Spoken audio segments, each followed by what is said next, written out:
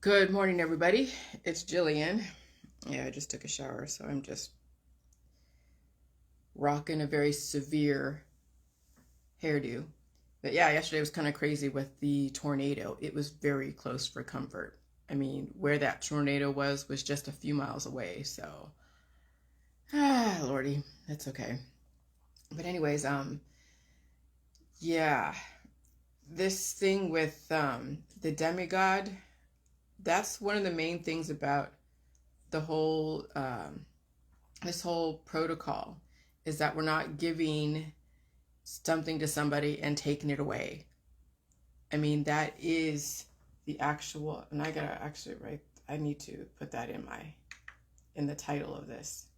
But yesterday I felt the new viral changes, and it's a heat now. It's not even like a coughing, or I mean it's a sneezing and a little bit of coughing. Like my husband came home the other day and my dog immediately sneezed, and so did I. My husband's out there in different neighborhoods doing his stuff, and so when he comes home he brings home everything that's in the environment.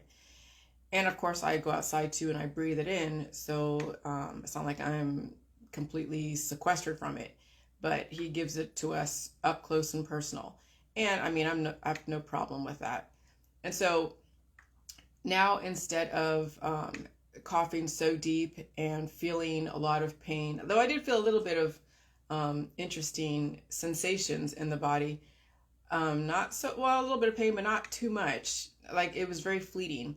But it's the heat that I feel that is being generated from the viral transducers, and it is affecting people in the world that I live in.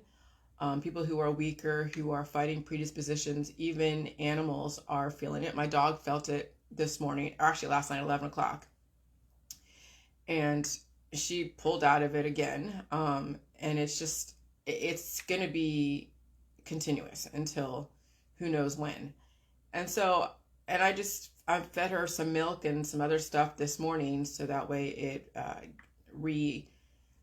gives her back the reserves that she used last night from because she had another seizure, but that's part of, until I don't know when she won't be reacting to viruses like she has been. I don't know when that's going to end, so I'll just keep dealing with whatever. But I'm looking for, oh, here we go. Okay, demigods, they give you life and take it away. I mean, and that's like with everybody, not even just the professionals in our society, your friends and family. They give you their life and they take their life away. And it dawned on me, it's not just the licensed professionals, it's everybody. And that is what is crazy. We are demigods. And this is what I'm going to have to explain in my book.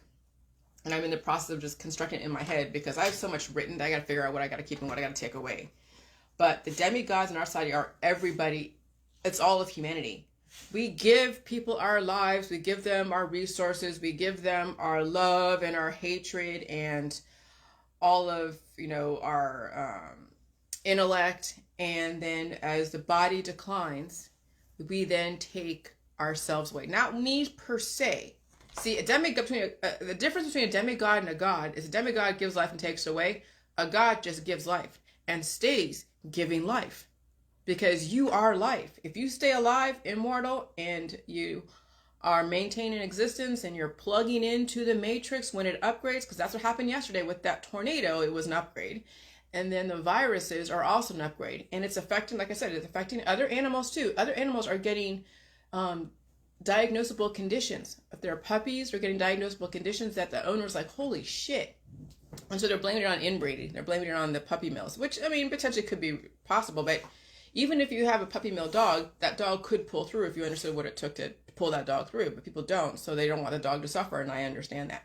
But then also people are being affected. And so then you see when they've received some kind of remedy or surgical procedure from the medical holistic system, then they're seeing cancer come in that quick, because when you're at a deficit and you're doing operations so you can stop energy or stop the unbalanced energy from causing more obesity or less obesity or something, then you are now like exposed to the environment, and the environment will cannibalize you. And so then you're going to see the uptick of cancer disease, chronic illness, diagnosable conditions. Maybe you don't see people dying from COVID, like you see a drop in like the immediate death from COVID, but now you're going to see more people get their or, get out of their remission, or they have other issues go on, or they're getting another diagnosable condition. And that is all viral driven. And so anyways, I'm gonna copy and paste this, because this is very important to understand.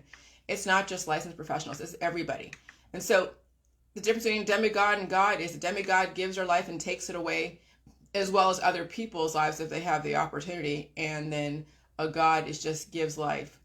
And so even the gods back then were demigods because they didn't survive. Do we see Tutankhamun? Do we see any of these pharaohs that were once the enslavers of either the Jews of Egypt or other people? The ones that were sitting on their scepters, they're mummified. So they weren't really immortal when you think about it. They weren't, they were a god because they had information, and they were a god to other people because they had information more than somebody else did, but they couldn't maintain existence. They, even though they were supposedly well protected with their guards, somebody and something came through and penetrated their defenses, and they couldn't survive the climate. They couldn't survive the political climate. They couldn't survive anything. And so yesterday, and this virus stuff was another change in the mainframe. Okay, another change in the mainframe. And that's what you have to understand about viruses, is that they are a change in the platform of your operating system. And then you have to, like yesterday, you have to feed it. Like yesterday, I felt a little weird. I was just feeling the heat. Okay, really, it's feeling the heat. I felt heat last night. I felt heat a little bit yesterday. I was hungry, so I had like 2 chimichangas, and I took a nap on the couch. Like I took a nap on the couch till about 2 or 3. And then I woke up okay, and that's when all the tornado stuff was happening. So I'm just like, Jesus Christ.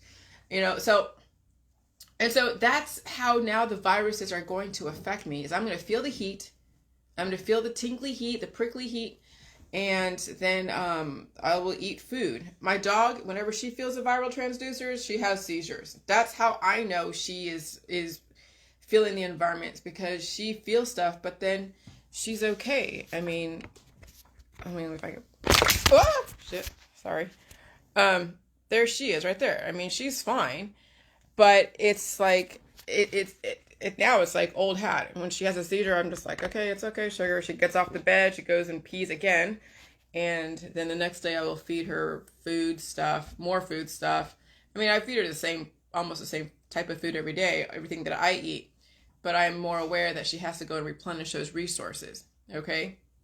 Because when you go through symptoms, it uses up resources. When you are in chronic pain and in chronic symptomatic mode, and that is all of America and all of the world and the UK and everything, it uses up a lot of resources. And every single time the mainframe changes because a new viral variant or new weather, because we're now going from a hotter climate to a colder climate, and more viruses are going to be prevalent.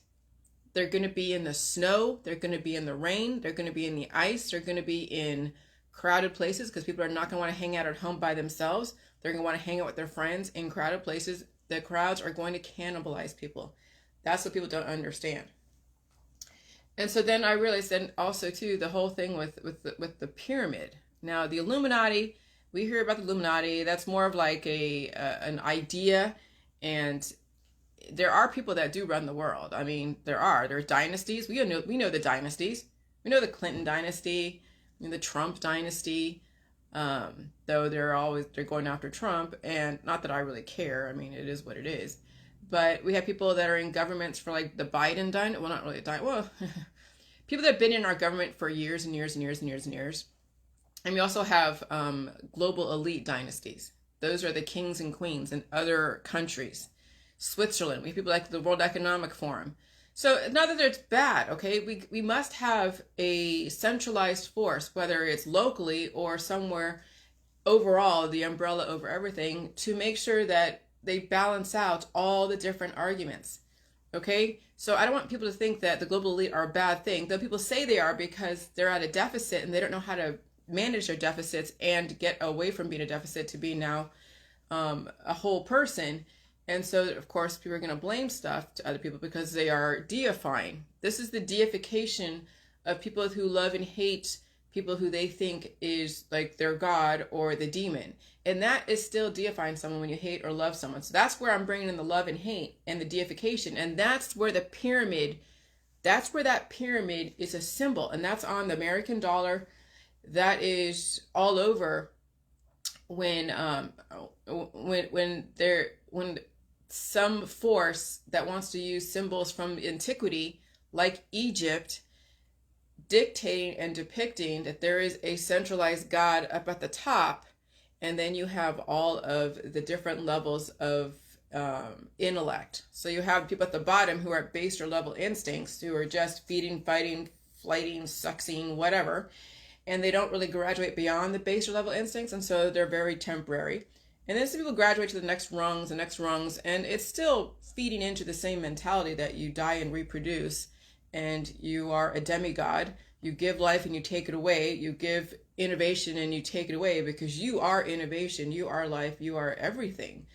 And then that is the cycle of our humanity. And then when you die and reproduce, doing that on a maximum level, then people become a cancer on earth. And you're like, well, how is that? Because when you're constantly reproducing more than you're able to give, like you're giving a person to this world, but the person is also taking.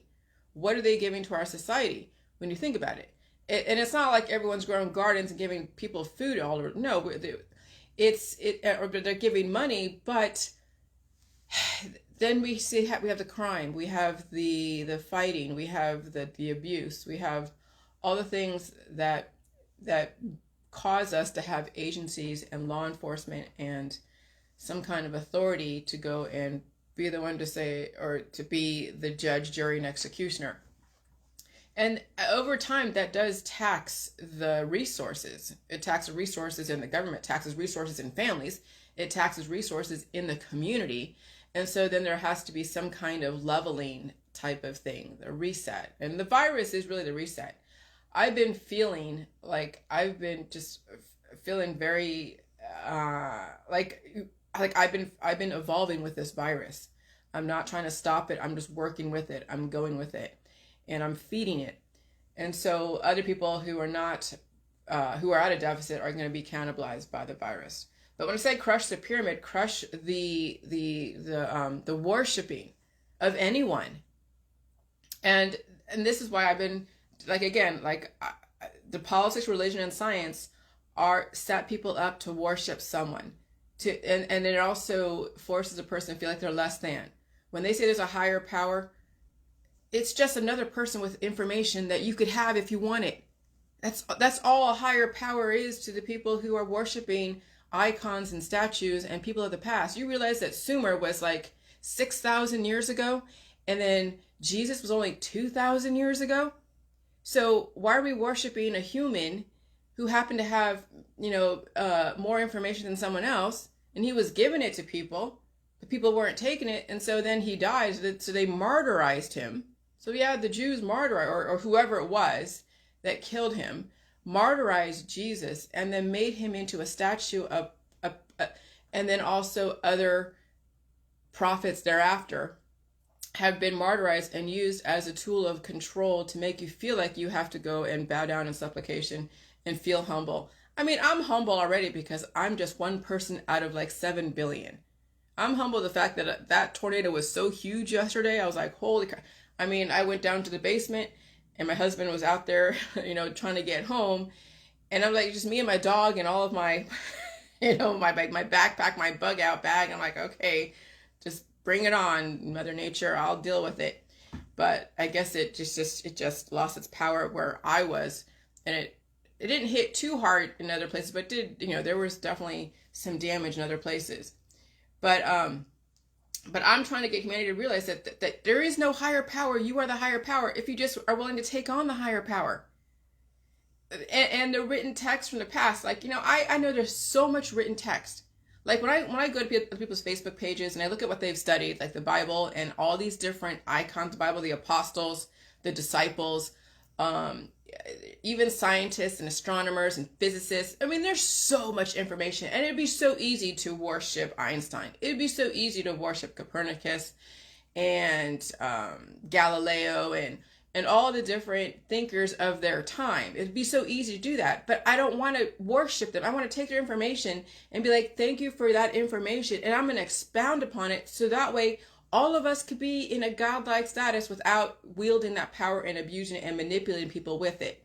See, that's the issue, is that people don't realize how much power they have, and they're not willing to take it on. And so they wield the whatever little power they think they have with information that is not keeping them around. And so they turn into demigods. They give people information and they also take it away because they die. I mean, all the activists in the chemtrails world, you know how many of them are passed away already? I mean, I count on my hand how many have passed away in the chemtrails world. So they gave people information, what they thought was information, like, oh, we're being, sprayed like cockroaches, and you guys are having cancer disease and chronic illness from everything in the air. And it's more than just that. That's just changing the mainframe. That's it. But they're not giving people options on how to adapt to the changes in the mainframe. You can't stop changes in the mainframe. Like, I can't stop the upgrades on the internet. On my phone, I have to go and update every single day the applications, optimizing my system, maximizing my system, whatever, and getting rid of old, clearing the cache. And so I have to constantly keep upgrading to the internet with my phone, okay? And I have to constantly keep upgrading to this environment. And so people are, so the demigods of our society are the influencers, like Luke Rudkowski, bless his heart. I don't mean that in a pejorative way. I know he's afraid. This is for you, Luke Rudkowski. Maybe you'll watch this, maybe you won't. I know you're afraid, but you have a huge following. You have the opportunity to change this trajectory if you understood the power of salt. But the power of fear is so, it's so lucrative that you get so much fun because it's fear porn. It's an addiction, and you make money off that. And so he's like a demigod. Luke Rudkowski is a demigod, and demigods give themselves to people, and they give all of themselves to people, and then eventually they go out like a light. They take themselves away. And so eventually when Luke can't deal with this environment anymore because he has his own issues to deal with, he's not immune to the changing conditions in the world that he lives in. Even though he has taken all of his supplements and all of his pills and his powders and all of his detoxes and his herbs and all of his injections of B12, B1, B2, whatever, he's not immune to this environment until he understands how to reset his body and under the power of salt and the sugar, and realizing that there's no enemy, that he is his own enemy. Okay, so demigods give themselves to the world and then they take themselves out. No different than the celebrities out there. They're the demigods. People worship them. They like Justin Bieber. They like, Christy Brinkley, Cindy Crawford, all these icons of the past. And eventually they're taking themselves out of the picture. And so our world is predicated on demigods and this whole pyramid of we're all bowing in supplication to these influencers who are very influential and also can manipulate. They have now the opportunity to manipulate their audience. No different than the YouTube influencers out there. Okay? They're little demigods. And it's about the money. And so our world is built upon the love of money and the exploitation of not only themselves, but their kids, and also the victims, which are people who don't know how. Victims are people who made the choice not to understand the bigger picture, who've made the choice only to look at one side of an argument. And so we have families and we have influencers and we have doctors that will exploit the victims, the people that are not willing to look at the bigger picture and are only following the icon, their doctor, their mom, their dad, their sister, their brother, their best friend, their girlfriend, or whatever. And so then they get tractor beamed into this mesmerizing, hypnotic type of relationship, and then they fail to see everything else. They're very tunneled. And so that's victim mentality, is being tunneled, not looking at the bigger picture. And then someone out there who is in a better position than they are will then go and exploit that. And that is the demigods of our society. And so gods are the one that just keeps giving, and they still maintain they're not giving up themselves. They're not sacrificing themselves. And so even the immortals back in the beginning of Sumer, they were not really immortal per se. They had information that made them godlike, but they were actually demigods because they're not here today. Why aren't they here today? Because they didn't survive the conditions on Earth. They didn't even survive their own people. Okay? And so probably that's why we don't have a lot of aliens coming down and saying, "Hey, what's up?" Because they know that we'll destroy them because we don't know what their intentions are, and there's a language barrier and all that. And I'm watching this Netflix movie or this Netflix series called Other Life. Such a good series. And it's science fiction. I never thought I'd get into science fiction the way I have been. Then I'm realizing that that's the key to understanding the bigger picture. Because there are people that know the bigger picture. That's the pyramid. That's the hidden information that people know that something's going on, but they're not getting confirmation from anyone in authority. And so if no one in authority confirms that there are other beings out there that are more advanced in different ships that do circumvent our atmosphere, they don't get confirmation, then they can't believe it. But then you see the clues on the truth and the facts of what's going on when you watch some of these Netflix series. Whether it's a zombie apocalypse with humanity just being transhumanized and being nipped and tucked and prodded and pulled with implants in them and no one's releasing them because they're on low sodium diets, to then the science fiction like Star Trek and spaceship stuff, and then this Other Life Netflix series. The premise is they are the aliens sent an artifact down onto Earth, and it's impenetrable unless they open up a hatch to let them in, and they have people that are out there in space looking for the Ukiah to talk with them and to find some kind of peace treaty, because they can actually just, the Ukiah, which is the aliens, can actually they've destroyed planets, and Earth doesn't want to be destroyed by the other alien entities. And so it's the whole soap opera behind it. And that makes sense. I mean, I'm not saying that we're going to get destroyed by other aliens, but I mean, we can't assume that we're not like a sitting duck if we do anything horrible out there. But I mean, if they wanted to kill us, we'd all be dead as far as the aliens. So I'm sure there are universal, like universe galactic treaties. I'm sure there are, or we would be gone a long time ago. Somebody is pulling for us because we're still here. And so you got to pull for yourself. That's the thing. And so someone out there is pulling for humanity or pulling for Earth, not allowing some other galactic enemy try to kill us, okay? Because that's always a possibility. We're not the only ones here. Or we wouldn't even be here because somebody gave birth to us. Somebody created us. Somebody gave us this type of knowledge and life and advancement. But they weren't immortal, or they would be here. But we have been searching for how do we stay alive and how do we prolong life. But biotech has been the demigod where they gave us life and they take it away. That's the whole nursery then ending up in hospice. That's the demigod status of our world. It's when you're allowing people to have life, whether it's through the vaccines and the innovation through the vaccines, and also food, and allowing the person to transition even at a deficit, and they may have childhood diseases, but that also can be rectified if the parent understands how to deal with that. But then over time, it's managing your decline through your less than 100 years cured state, and this is where all the therapeutics and all the things in the holistic allopathic then contribute to the decline, because a person doesn't want to feel the pain of evolution. Because it is hard work. You know, my dog evolved into this new virus. She pees the bed. She has a seizure. But she's fine afterwards, but I gotta go and clean the sheets. You know, I gotta just, pet her and be like, okay, sugar, you're okay. But she's fine. But it's work to evolve. It's work to adapt. It's more fun to put on this face and pluck some of your hormones and be laughing all the time, or be in pleasure all the time, or be, just like distracted all the time. It's fun for a minute, but that will tax you. So, and this also too is like, what is the meaning of life to people? Some people's meanings of life is to laugh all the time, and that's it. Laugh, laugh, laugh. That's all about life. Is all about laughter. Okay, that's part of it, but it's not the whole thing. Other people's lives are chasing tail. Other people's meaning of life is to try to save the planet. Look at the Green Party. Other people's lives is to try to change the political system.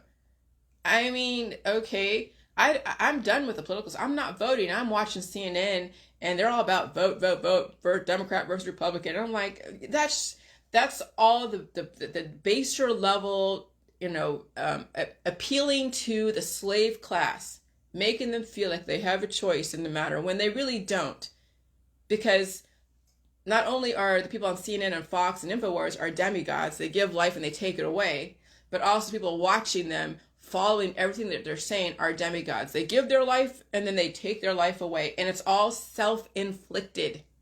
Self-inflicted. Because you have the capacity to have all the information and entertain all sides of it. But no, victims in our society and predators, they are demigods. And it's self-inflicted when they have finally passed away in the system. And so when you're projecting your love and your hate onto someone else, when you pass away or when you're on the decline in a major, diagnosable condition, and it's an event that you're like, holy crap, then you can start blaming. Oh, I'm going to blame the salt. I'm going to blame the sugar. I'm going to blame the GMO. I'm going to blame Alex Jones. I'm going to blame Biden. I'm going to blame, and it becomes a blame game. So what you used to love will turn into what you hate. And I found that too. When people were loved me in the beginning, and then I did something that they didn't like, then they started hating me. Now that's why I knew that love and hate were two sides of the same coin. I didn't really know how to articulate why exactly they were two sides of the same coin. Then I realized, oh yeah, that's the deification. That's how the gods in the beginning constructed humanity, is to make them feel and emote a type of hormone that will either love something or hate something, and then you are deifying that specific thing that you're loving and hating. Okay, and then you're putting all your eggs in those baskets over there. And so then when you finally die, you're like, you'll blame something or somebody, or you'll be like, oh yeah, that was my time. And that's also, the reasons why people are accepting death is because it's been told that it's an eventuality. But who's the one that said that you should die? Who's the one that said, oh, but people are supposed to, that's the cycle of life. Yeah, when you're not a reasonable, when you're like a dog out there in the middle of the wild, she has the opportunity, she has defenses to defend herself. She has a reproductive system, so when she has sex with another dog, she can keep the species going. But she doesn't have the reasoning to go and to understand salt and sugar and feeling symptoms. I mean, dog's natural reaction is to stop the pain, but she may not be well equipped to stop the pain to then still move on and defend herself, or she has the adrenaline to stop the pain while she's fighting, which I know she was in a fight a couple years ago and she survived it and she came out relatively unscathed. But still, she doesn't have the capacity to understand that the nutrients that she used, the energy that she used, need to be replaced tenfold, and so she will then die out there in the wild, unless someone like me goes, okay, I see you're going through symptoms. I'm not going to go to the vet and have you take antibiotics and anti-seizure medication. No, I will feed all of her symptoms with food. She only got like one round of the rabies shot back when I first got her. I never took it for the second round. I couldn't board her to any kennel if I wanted to because she had to get all her shots. I'm not going to do that. Okay?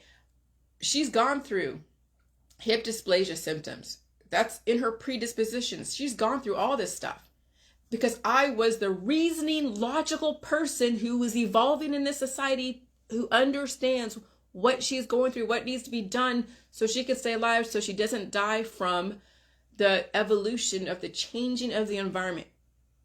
Okay, so the reason why there's a cycle of life and death in our society is because there's a split between the logical, thinking, evolving humans and the illogical, ones who just want to react, and bring up certain hormones so they could have fun in their life and get drunk and be happy and then go out with a bang.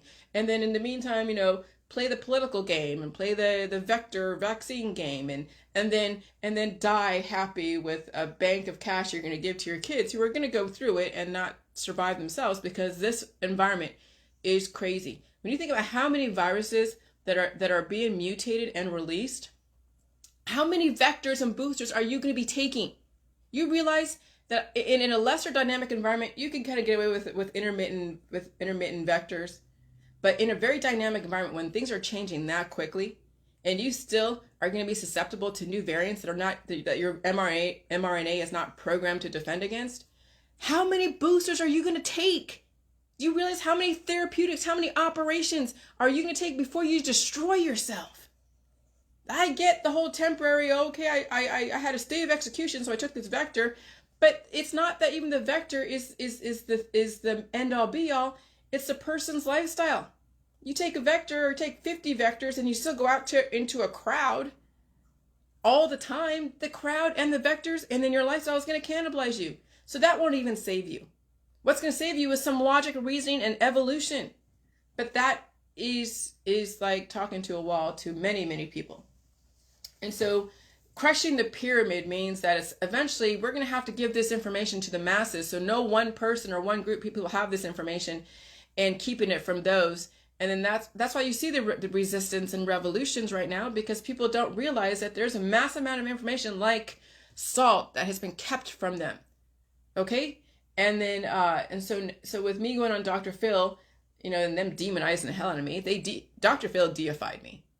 Like because he knows he right now is dealing with his own issues with the ranch that he sends off all his problem children to, and they're being groped and whatever, or allegedly. And so he's dealing with his own stuff. So the mighty will fall eventually. But he definitely put me out there to deify me, to turn me into Satan. That's what his intention was, and that's what all of mainstream media, all the journalists who also are demigods, all the influencers on YouTube, demigods, they meet because they're deities themselves. Okay, will they go down in the history books? Well, just Google them. That's the same thing as history books. Just Google, different people that have been in contact with me or, had groups against me, if they even have their real names out there. But they've made themselves into deities by professing that they are Jesus, that they're trying to save the planet from Jillian. And I'm like, I am not that freaking powerful. Holy shit. The reason why a person can be powerful, because something which what the person was doing was actually helping people, or else I wouldn't make it this far.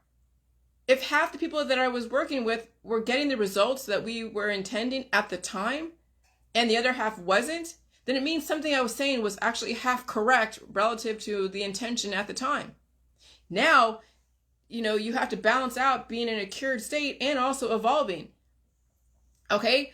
I feel the heat. I sweat when I have viruses in me, but I don't have massive pain.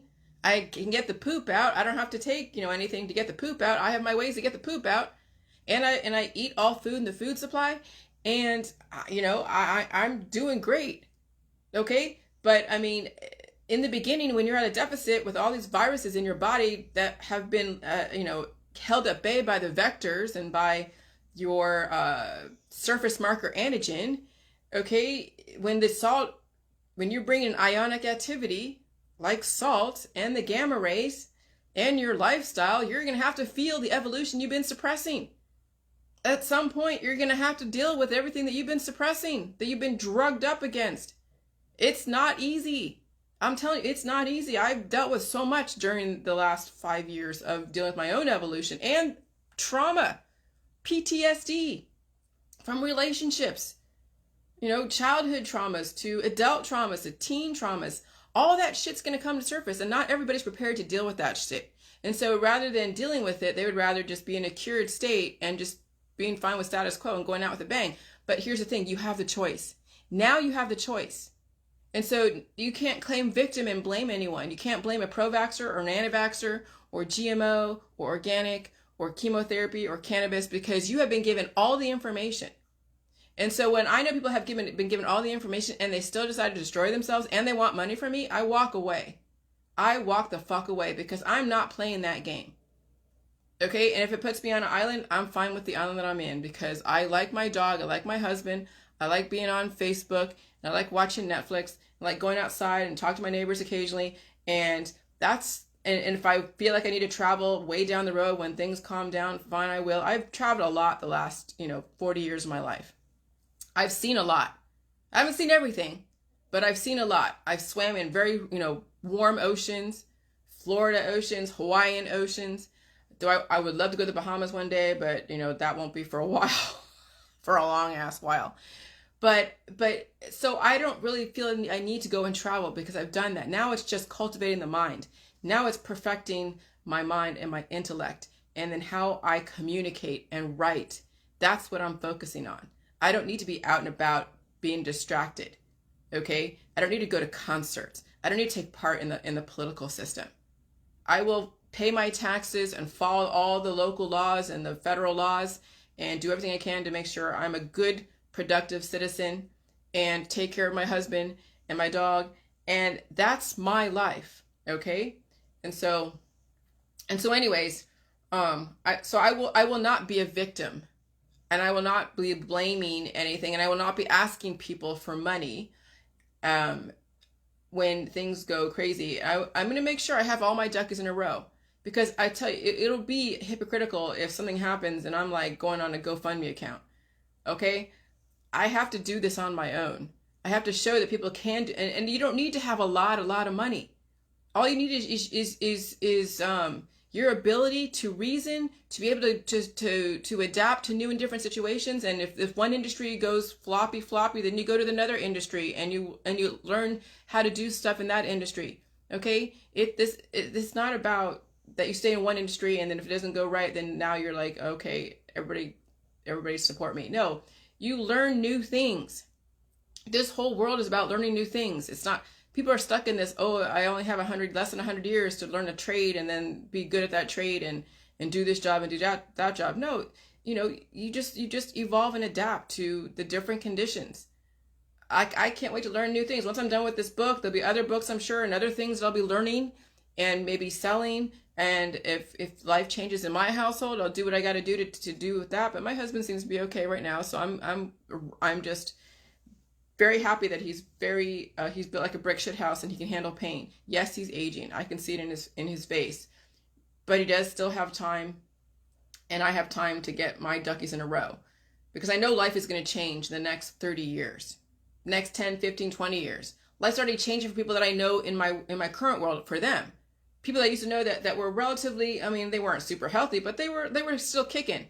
They didn't have any major diagnosable conditions, but they were managing their diseases. And now they're on the decline. That's how fast this virus works, you guys. That if you don't realize how aggressive this virus is, vaxxed or unvaxxed, and you still live your life as if nothing goes on, or that nothing has changed, it will increase your chances of having a diagnosable condition and an event. Or when they do a CAT scan, PET scan, whatever, MRI, and they catch a major mass in your body, and then they want to go and do chemotherapy on it. Holy shit, you're done. You're gone. It's just a matter of time before that shit just...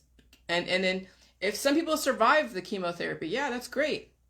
But they are actively aging.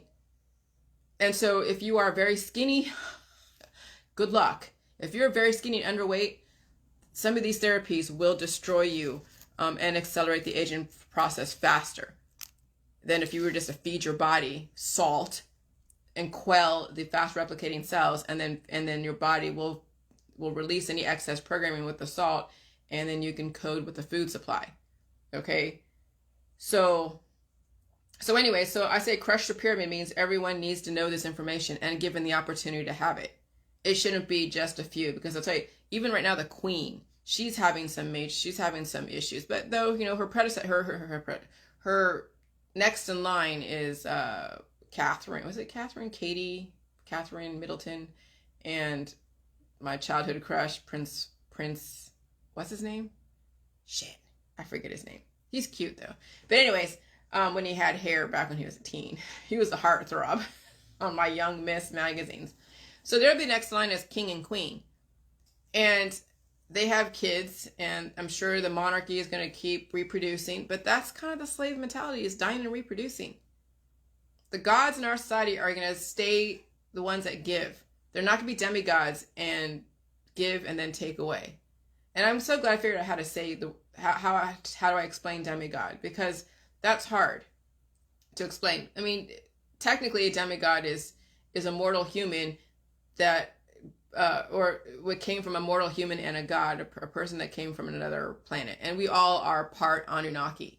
All of us are, or we wouldn't be here.